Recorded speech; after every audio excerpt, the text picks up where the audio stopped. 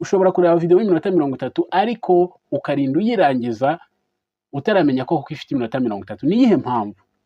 Hari ibintu bine bikurikira ugomba gukora kugira ngo za video zawe, ya video yawe urimo uratunganya kugira ngo izarebwe itarambiranye. Reka ngusuhuze kandi mpifuriza amahoro y'Imana wowe udukurikiye. Ndagusuje kandi udukurikiye uri mu nce zitandukanye z'igihugu cy'u Rwanda, ko udukurikiye uri Yose, Ubutaliyani, Ubwongereza ndetse n'ibindi bihugu duturanye. Ndagusuje ko udukurikiye utameze neza, kwifuriza kumera neza, nkubwira ngo burya ikintu cyose kibaho kikagira itangiriro kikagira n'iherezo, buzacya umucyo wongera ukurasire umererwe neza. Uyu munsi rero ni umunsi ukomeye, ni amasaha yacu yo kwiga isomo rya YouTube.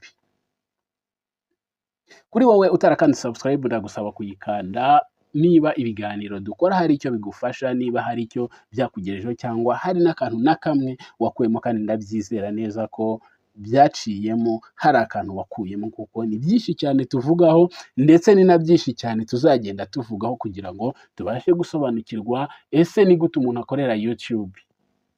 Hari ikintu rero gishobora gutuma ureba amavideo. Ushobora kureba video y'iminota 30 ariko ukarinda uyirangiza utaramenya ko kuko ifite iminota 30. Ni iyihe mpamvu? Hari ibintu bine bikurikira ugomba gukora kugira ngo za video zawe, ya video yawe urimo uratunganya kugira ngo izarebwe itarambiranye, nta muntu uyirambiwe, kandi niyo yaba ari ndende. Ibyo bintu bine uribwira ngo ni ibihe? Hari ibanga ryatuma ureba video yose ukayirangiza ndetse utanayihagaritsemo na gato. Ndizera neza ko numara kureba iyi video, ndizera neza ko numara kumva aya majwi, urabasha gusobanukirwa no gukora video nziza kandi iteye ubwuzu. Ngiye kukubwira ibi bintu bine bikurikira, twabishyize mu bice bine. Hari A, B, C, E. Icya mbere ni aesthetic. Mwese muzi icyo bita aesthetic, ndayisobanura. Hari branding, hari confidential delivery na editing. Yego, naki na editing urumva ko hahora hagarukamo editing nubwo benshi bayipinga, ariko editing nayo ni ingenzi cyane. Iyi aesthetic rero reka tuyivugeho.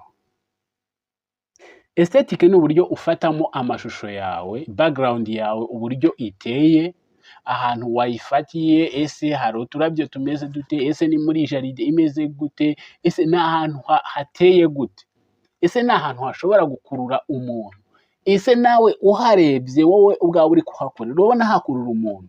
Nuvuga ngo mbere na mbere yuko ukunda amashusho cyangwa background, ugomba uyikundisha abantu wowe ubwawe, nawe ugomba kuba wamaze kugira gute, wamaze kuyikunda, kandi ukanareba neza ko itarimo ibujijwe na YouTube. Rero niba wamaze kuyikunda kandi wamaze kumenya ko irimo ibintu byemewe na YouTube, ni ngombwa n'uyireba azayikunda. Ya background rero, iyi aesthetic ugomba kuyitaho, utuntu tukwegereye, uburyo ukoramo video, geste utanga, buri kimwe cyose, uburyo uvuga utarya indimi, uburyo. Ikintu ugomba kwitaho cya mbere ni kaka background, twa tuntu tukuri iruhande, kuba ahantu hakeye hari umucyo. Icya kabiri hari branding rero use nyivuge gute, ariko abenshi barayizi. Icya mbere branding urayijyana n'ama thumbnail, uburyo ushobora gukora ama thumbnail. Hari ikindi ibikoresho ukoresha. Ushobora kuba wenda ukoresha nka computer ya Apple, ushobora kuba ukoresha n'izindi zitandukanye, ariko hari ibintu byawe by'umwimerere biba bigomba kugutandukanya n'abandi bantu. Hari utuntu twawe, hari imyambarire, uburyo wambayemo, uburyo ushobora kuba ufite chain, ushobora kuba ufite isaha, mbese kuba ushininga, ugaragara neza, uri umuntu udasanzwe. Ugomba kuba umuntu udasanzwe, ariko nanone mu buryo bwawe bwihariye, utiyemera ku bantu, wicisha bugufi ku buryo buri muntu wese akwisangamo akabona ko uri umuntu w'ingenzi akeneye kureba kandi wamwinspira. Hari ikintu cya gatatu rero, iki kintu cyo kirajyana no kuba uri professional mu byo ukora, kuba uzi ibyo ukora. Icya kabiri, kuba wiyizeye mu byo ukora. Urimo urakina filime, urimo urakina komedi, urimo urentertaininga abantu, uravuga ibijyanye n'amakuru, entertainment, uraririmba, urakora buri kimwe cyose. Ugomba kugikora wiyizeye ku buryo kamera itaza kugutushaho ngo ibone ko utiyizeye.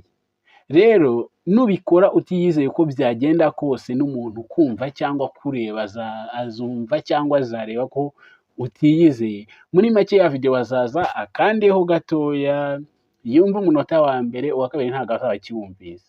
Yego, gerageza kutarambira abantu mu byo uvuga, ugerageze kurasa ku ntego, ariko nanone ushyiremo akantu k'akajoke gake, kuko kuvuga nanone urakaza abantu cyangwa urakaye cyane ntabwo ari byo.